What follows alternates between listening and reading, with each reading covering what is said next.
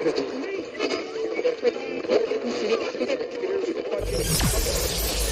ready for unique, rare, and little-known treasures from the golden age of radio. You're listening to The Amazing World of Radio with Adam Graham. Welcome to the first of our 2 Easter specials. If you have a comment, email it to me, box13@greatdetectives.net. Today, we're bringing you an episode of the Fitch Bandwagon. For most of its history, as the name implied, this was a bandstand show. It featured great orchestra leaders from 1939 to the mid-1940s, such as Tommy Dorsey. The program was hosted at one point by Dick Powell, whose relationship with the sponsor, the F.W. Fitch Shampoo Company, would see them sponsor Rogues Gallery, the first hard-boiled private eye show. Fitch continued to sponsor the Bandwagon, which became a comedy variety show hosted by Cass Daly in 1945. Then in 1946, the real-life husband-wife duo of Jack Benny Show bandleader Phyl Harris and actress and singer Alice Faye became the new host of the series.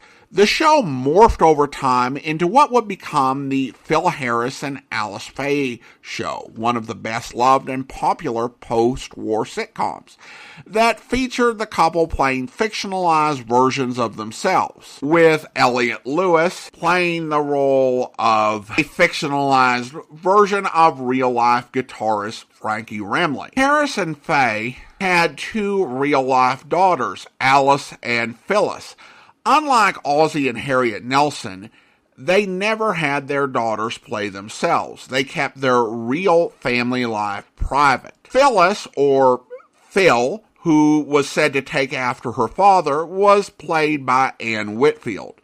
Miss Whitfield passed away on February 15th of 2024, and in the post-show commentary we'll talk more about her life and career. But here from March 28th, 1948 is Coloring Easter Eggs. The Fitch Bandwagon with Alice Faye and Phyl Harris.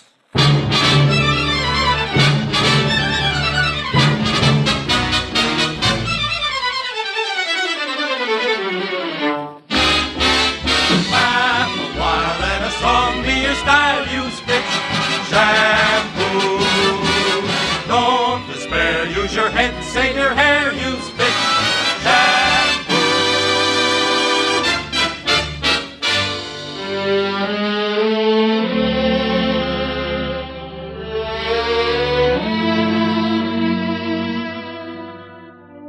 Soft and shining. That's the way your hair must be for the short, molded to the head hairstyle that's making fashion news. This hairdo was designed by the Hair Fashion Council of America in New York this month. Featuring an uncluttered look with rhythmic lines, the hairdo is really a combination of style trends from Hollywood to Fifth Avenue. And girls, here's a beauty tip. Before this hairstyle was created, hair of Miss Jean Murphy the model was washed with Fitch cream shampoo. For leading stylists know a hairdo cannot be successful unless the hair is smooth and lustrous. And Fitch cream shampoo leaves hair shining as though it had been brushed and brushed and brushed. Fitch is made with 2 beneficial beauty aids, purified lanolin and the finest olive oil. Lanolin is used to soften the hair. Olive oil is used to bring out sparkling highlights. Fitch is quick to lather, quick to rinse. See this new hair fashion for spring in all beauty shops affiliated with the National Hairdressers and Cosmetologists Association. But remember, Fitch cream shampoo flatters any hairstyle. So ask for it at beauty shops and toilet goods counters.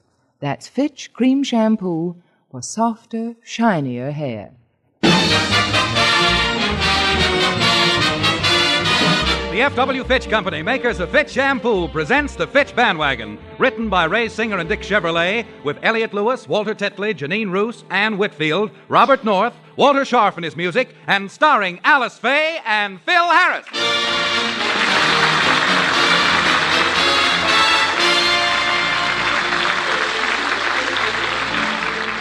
Today, as we look into the Harris home, it's Easter morning, and Phyl is about to color eggs for the children. All right, kiddies, just sit down someplace and watch closely while your ever-loving daddy shows you how to dye an Easter egg. Are you sure you know how to do it, Daddy? Of course I do. I'm an old master at this coloring stuff. Why, I'm known as the Rembrandt of the egg dyeing racket. Daddy, who lays Easter eggs, chickens or bunnies? Chickens. Well, if the chickens lay the eggs, why do the bunnies sit on them? Well, you see, the bunnies sit on them because, the bunnies,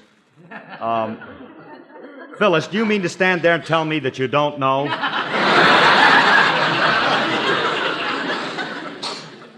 No. Well, if you don't know, I ain't gonna tell you.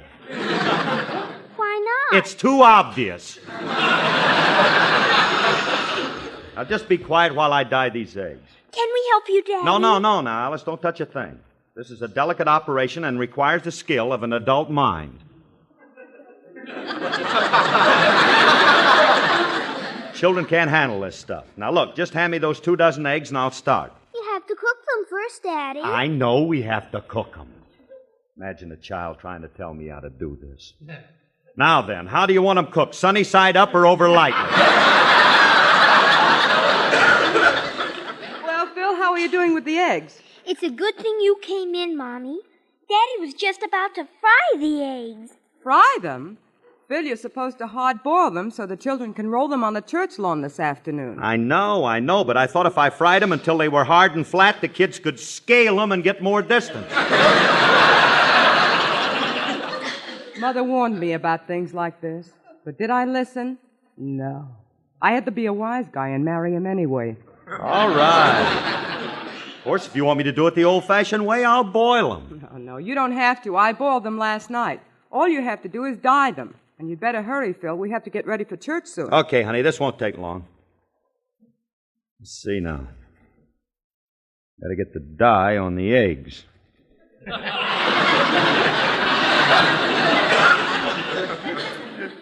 Now, there must be some way of doing that. Let's see.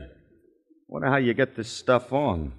All you have to do, Daddy, is put Quiet, the please. Shh, quiet. Just let your daddy figure this out. Let's see. I wonder if I could use a paintbrush, or maybe I could do it faster with a spray gun.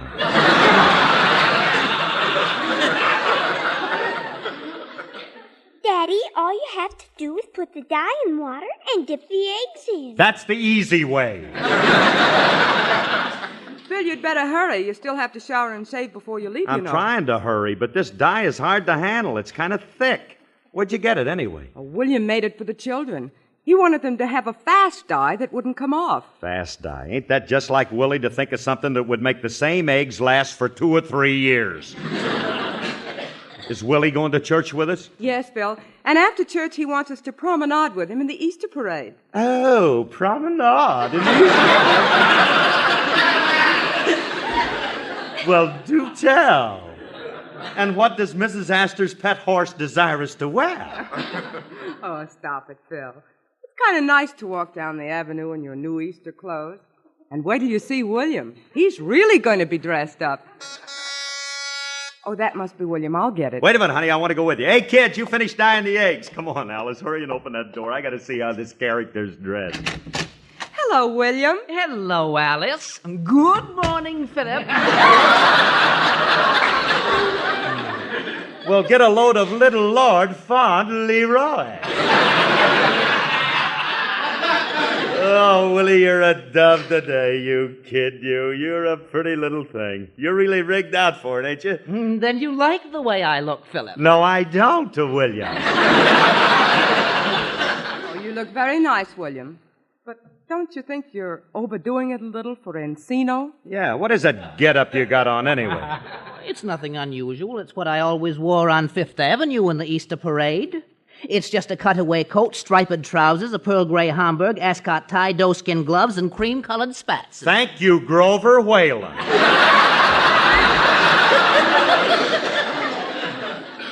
I think I'm impeccably clad. Tell me honestly now, Philip, how do I look? Just like a guy who once sold me stock in a phony oil well. Oh, William, don't pay any attention to Phil. I think you look very nice, and we'll be very proud to walk to church with you. Speak for yourself, Alicia.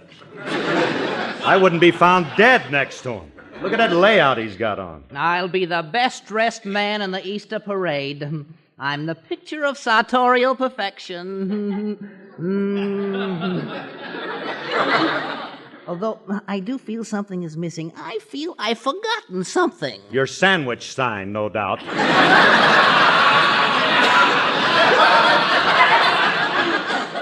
Where'd you buy that outfit at anyway? Madman Muntz? Don't be facetious now, Philip. Madman Muntz sells second-hand cars. Well, brother, you look like a reconditioned Essex.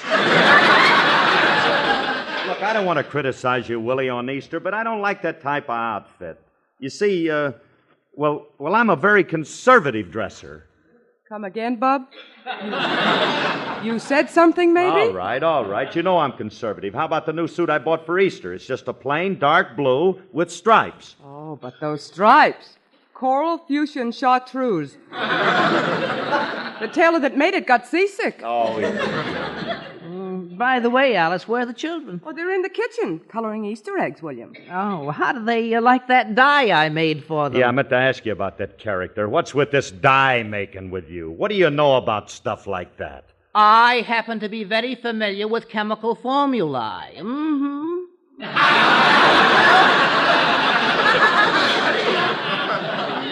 I'll have you know I was outstanding in the subject, and I received the highest grades in my chemistry class at Harvard. Well, rah for test tube Faye. Rackasaki, tickasaki, boom, Bombay. I'll be down as soon as I shower. Don't go away, Willie. I want you to see what the flower of Encino looks like after he's been watered.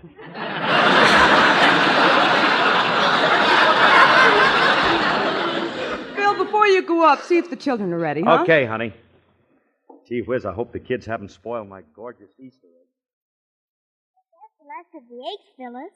We got a lot of red dye left over. Let's save it. I'll put the red dye in this empty Fitch cream shampoo jar. We better go in and wash our hands. All right, as soon as I put the cover on the jar so it won't spill. There. Now let's get cleaned up. Hey, children, it's getting late. You better wash up. We are, Daddy. We're in here. Good. Hey, the children did a swell job on these eggs. Oh, look, somebody left this jar of shampoo down here. I better take it up with me. I want to wash my hair. Yes, sir. Now for a good hot shower. Yes, sir. I'm going to be the nicest and cleanest dressed man in the church. Give me that old-time religion, that old-time religion. Give me that old-time religion. It's good enough for me. It was good for Paul and Silas, good for Paul and Silas. It was good for Paul and Silas, and it's good enough for me. Show me that place by the river, that place by the river. Show me that place by the river on Jordan's sunny shore. What saved Daniel from the lions? Saved Daniel from the lions. What helped Daniel with the lions? Deacon started telling me. It was that old-time religion, yes, that old-time religion, that old-time religion, and it's good enough for me. It helped Daniel with the lions. It helped to set him free. Well, if it's good enough for Daniel, then it's good enough for me. Give me that old-time religion, that old-time religion. Give me that old-time religion. It's good enough for me. I'll be listening for Gabriel, listening for Gabriel. I'll be listening for Gabriel to blow on Judgment Day. What helped David with Goliath? Helped David with Goliath. What helped David slay Goliath? What was it set him free? It was that old-time religion, that old-time religion, old-time religion. It's good enough for me. It helped David with Goliath. It helped to set him free. Well, if it's good enough for David, then it's good enough for me. Give me that old-time religion, that old-time religion. Give me that old-time religion. It's good enough for me. Now what rescued Brother Jonah? What rescued Brother Jonah? What was it saved old Jonah from the belly of the whale? It was that old-time religion, old-time religion. Yes, that old-time religion. It's never known to fail. It helped Jonah with the whale. Yes, it helped help and set him free. Well, if it's good enough for Jonah, then it's good enough for me. So give me that old-time religion, that old-time religion. Give me that old-time religion. It's good enough for me. Give me that old-time religion, that old-time religion. Give me that old-time religion. It's good enough for me. Well, it's that religion, that good old religion. Give me that old-time religion. It's good enough for me.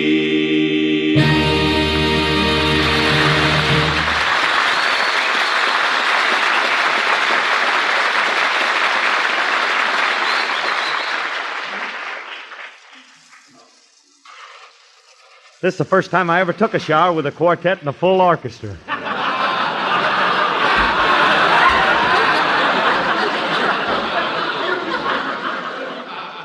Oh, darn it, I got soap in my eyes. Now, where's that shampoo? Oh, here it is. I'll just rub a little in, and in no time my hair will be shining like the seat of a blue serge suit. Hey, that's funny. This Fitch cream shampoo don't feel the way it usually does. Can't be the shampoo. Must be something wrong with my head. Oh, well. I guess it's clean now. I'll just rinse it out. You'd better hurry, Phil. We're waiting for you. Okay, honey, I'm finished. I'll be out as soon as I put my robe on and comb my hair. Yeah, feel wonderful. Now to put my curly locks up. I'll just look in the mirror and, who's that red-headed guy staring at me?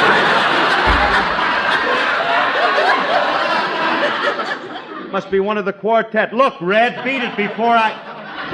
Holy smoke, that's me. My hair's red. Oh, no, not my crowning glory. Oh. Phil, what are you doing? Oh, pardon me, sir. Is my husband here? Alice, it's me. Phil, we have no time for clowning. Take off that red wig. It ain't a wig, honey. It's my hair. Look what happened. It's bright red. It looks awful.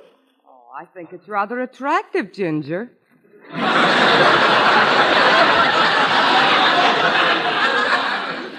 fact, when you stand in a certain light, it has an orange tint. Well, how could it happen? All I did was take a shower and... That's it, the shower. I knew the California water supply was low, but I never thought they'd start using orange juice. Phil, what did you put on your hair? All I did was shampoo it with the... Hey, wait a minute. Where's that jar? That stuff felt kind of funny. Uh-huh. Oh, no wonder. This ain't Fitch shampoo. It's that red dye the kids were using. Oh, no. Oh, Alice, I can't be seen like this. We can't go out. People won't recognize me, and they'll think you're out with a strange man. What are we going to do? Tell you what. I'll get dressed in an Indian suit, and we'll go as Red Ryder and Little Beaver.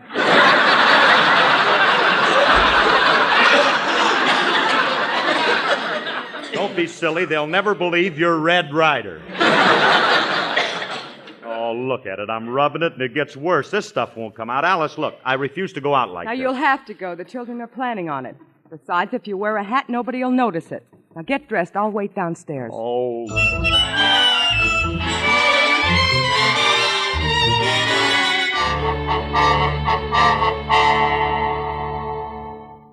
And that's what happened to his hair, William. Oh, no, Alice.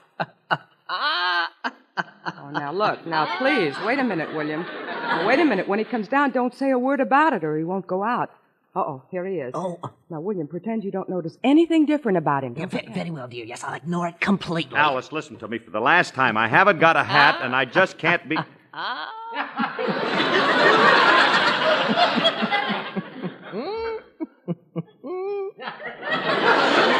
All right, Chucklehead, either let it out or swallow it. Go ahead, say it. Make a nasty crack about my hair.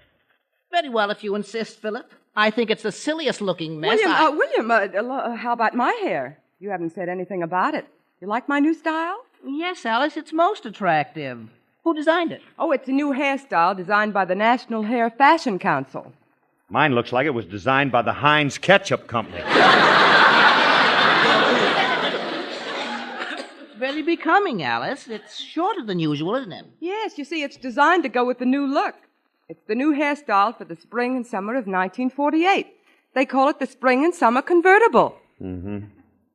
Wish mine was a convertible. I'd leave it home in the garage. Oh, Alice, your hair looks lovely. But what are we going to do about it? I'll get it. Hey, honey, that's Frankie. You know he's going to church with us. Hello, Frankie. Well.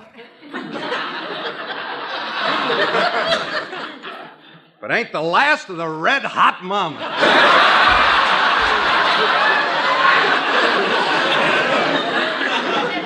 All right, cut out the comedy, kid. I'm in no mood for jokes. Okay, I'm sorry. Didn't mean to hurt your feelings, Sophie. What the heck happened to your hair? I put some red dye on it. Well, ain't you the cute one? All right. What's the matter with you? I didn't do it on purpose. It was an accident. I bet I look stupid. Yeah. On the other hand, that red hair's kind of becoming. Matches your eyes.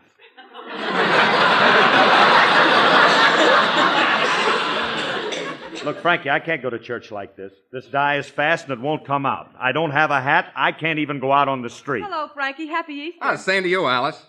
Well, now that we're all here, we'd better leave for church. Come on, children. We're ready to leave, William. I'm coming, Alice. Good morning, Franklin. Well, look at the Duke of Windsor. What are you made up for? This is my Easter outfit. Where are the ears? All right.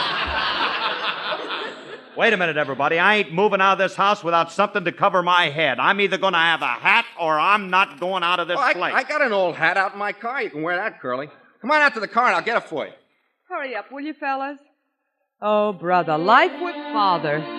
Oh, Phil, you're such a character. I may be wrong, but I think you're wonderful. I may be wrong, but I think you're swell. I like your style, say, I think it's marvelous. I'm always wrong, so how can I tell? All of my things are unsightly, all of my rings are a crime. If, dear, in you I pick rightly, it's the very first time you came along, say, I think you're wonderful, I think you're grand, but I may be wrong.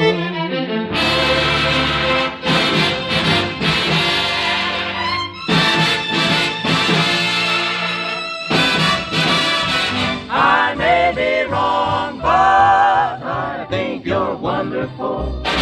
I may be wrong, but I think you're swell. I like your style, say, I think it's marvelous, but I can't see, so how can I tell? Deuces to us are all aces. Life is to me just a bore. Faces are all open spaces. You might be Gregory Peck. You came along, say, I think you're wonderful. I think you're grand, say, I know that I can't be wrong.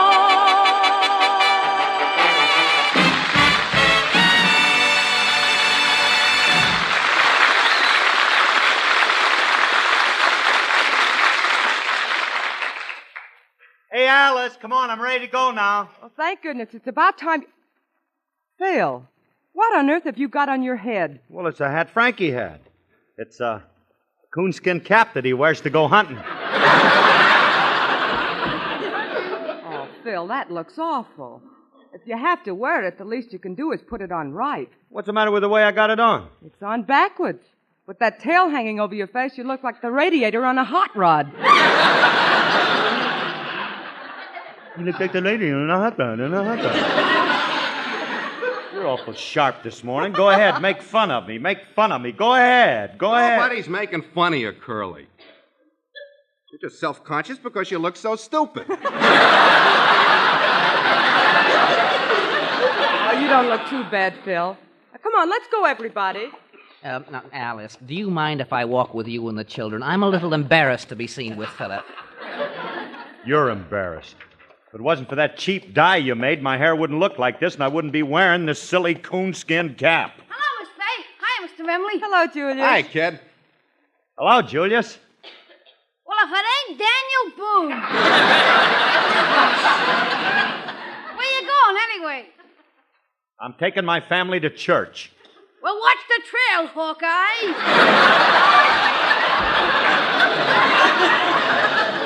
You better keep your powder dry. There's Injuns hereabouts. If I had any powder, I wouldn't waste it on engines. I'd blow you up. What are you wearing that bird's nest for? He's got to wear it on account of his hair. What's the matter with his hair? Wait, I'll take his hat off. Now, wait a and minute, show Remley. you. Don't go taking my hat off. Oh, I don't let want me my... show I it don't... to him. Oh. There you are, Julius. Look at that.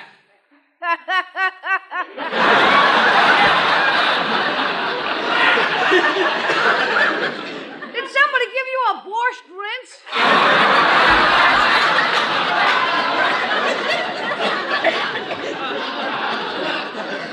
Don't be a wise guy. I got some dye in it, and now I can't get it out. Why don't you try washing it with cleaning fluid? Or better yet, stick your head in a gasoline tank. Oh, now leave Mr. Harris alone, Julius. If you're going to church, would you like to join us? Oh, I'd be glad to, thanks. I don't think they'll let Mr. Harris in church looking like that. It'll be too confusing. What do you mean, confusing? With that red hair of yours sticking up over the pew, it'll look like an indoor sunrise service.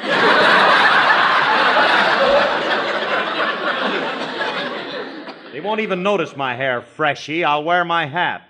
In church? Holy smoke, I forgot. I can't wear my... Alice, I'm not going. I refuse to be seen with my hair looking like this. Phil, people are not going to church to look at your hair. Here's the church. Come on, Phil, we're late. Oh, all right, all right. Everyone's going to laugh at me. I'll never be able to face anybody again. And to think I used to be so attractive. Let's go in, Phil, huh? Oh.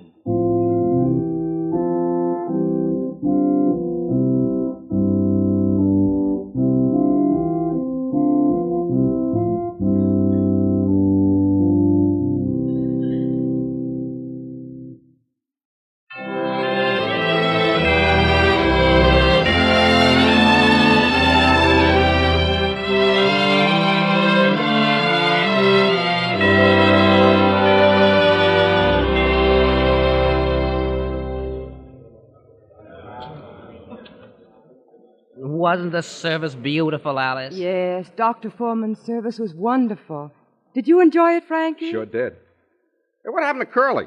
He probably slipped out and sneaked home so no one would see him. No, he's over there surrounded by all those women. Oh. I wonder what they're talking about. Oh, here he comes. Well, happy Easter, folks. Happy Easter. Now that the services are over, shall we join the Easter parade and promenade a bit, shall we? Let's let everybody see us. Come now. You want to be seen. Why, Phil, just a little while ago you wanted to go home and bury your head. What? And hide my beautiful Titian tresses? Why, don't be silly. Every woman in the congregation admired my new dye job. They're raving about how handsome I look. They say I'm the new Van Johnson.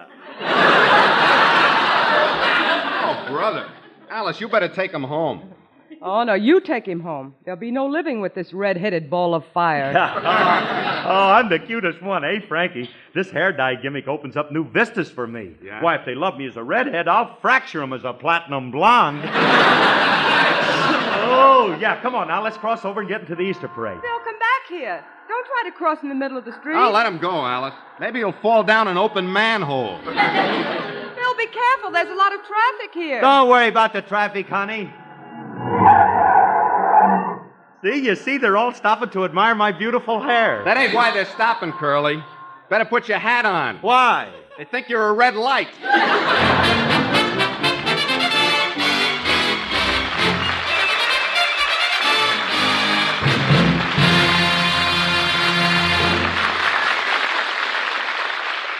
Phyl will be back in just a moment. Dandruff is inexcusable. Yes, dandruff is inexcusable because all dandruff can be removed with one application of Fitch's Dandruff Remover Shampoo. Leading medical authorities say there are two kinds of dandruff. One is loose and flaky. It's the unsightly kind other people see. The second type clings to the scalp. It's the invisible, irritating kind you can feel. No other shampoo but Fitch is guaranteed to remove both kinds of dandruff completely. So be free of unsightly dandruff. Be free of invisible, irritating dandruff. Yes, be free of all embarrassing dandruff with Fitch.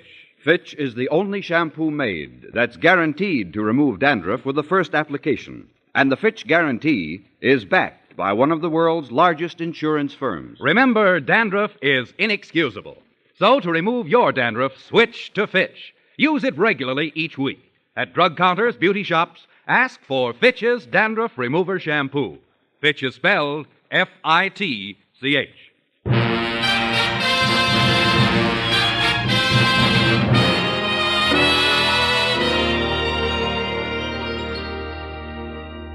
Philip, I don't see how you can like your hair the way it is. It looks ridiculous. Well, if it does, it's your fault.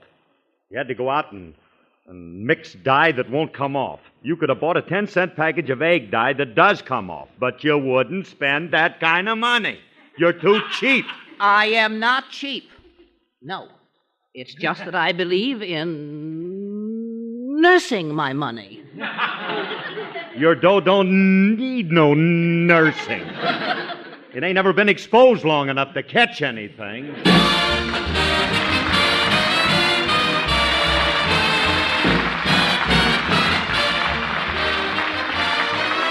Tune in next week when the F.W. Fitch Company again brings you the Fitch Bandwagon with Alice Faye and Phyl Harris. This program was directed by Paul Phillips. Alice Faye appears through the courtesy of 20th Century Fox. The part of Frankie was played by Elliot Lewis. Laugh a while, let a song be your style. Use Fitch shampoo. Don't despair, use your head, save your hair. Girls, for softer, shinier hair, use Fitch's new cream shampoo. It's made with purified lanolin and the finest olive oil. Lanolin to soften, olive oil for sparkling highlights. Try Fitch Cream Shampoo. Bill Foreman speaking. This is NBC, the national broadcasting company.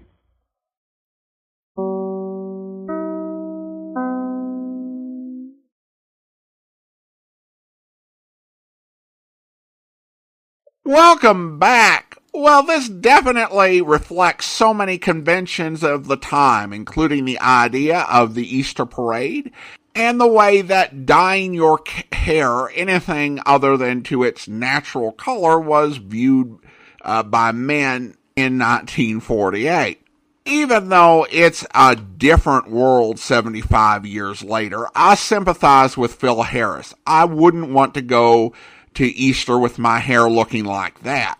Pentecost, 7 weeks later, where everybody is supposed to wear red, is another matter. If you've got some extra Easter egg dye and it accidentally dyes your hair red and it's Pentecost, that's just gravy. I loved Phil's performance of the Old Time Religion. It's a great song and very appropriate for the time, and he did a fantastic job performing it.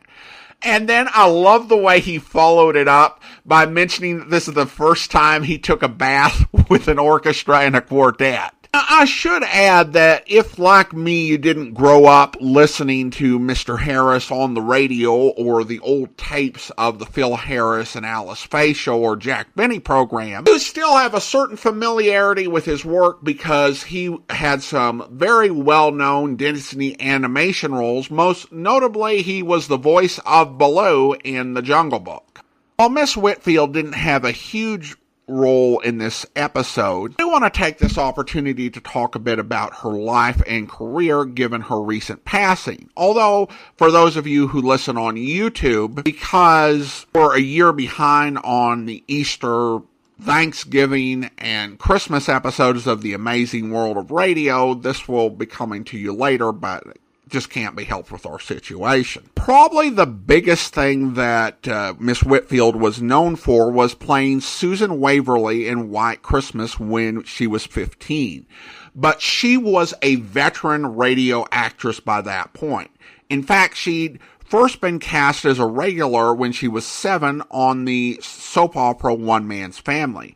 It was actually kind of amusing that they mentioned Red Ryder and Little Beaver, as I listened to an interview where Anne Whitfield stated that she got cast in the role of the child's sidekick to Red Ryder after the child playing Little Beaver had his voice change, and the production team was like, let's bring on someone who's not going to have their voice change. And so they cast Anne Whitfield as Little Beaver for a while. She went on to have one of those really solid character acting careers on television, kind of steadily working in so many series, from Father Knows Best to The Many Loves of Dobie Gillis to Tales of Wells Fargo, Gunsmoke, Peter Gunn, 77, Sunset Strip, Dragnet, Adam 12, The $6 Million Man, and then she stepped away from acting. She went back to college, worked for many years for the Washington State Department of Ecology, and she also ran a bed and breakfast for a while.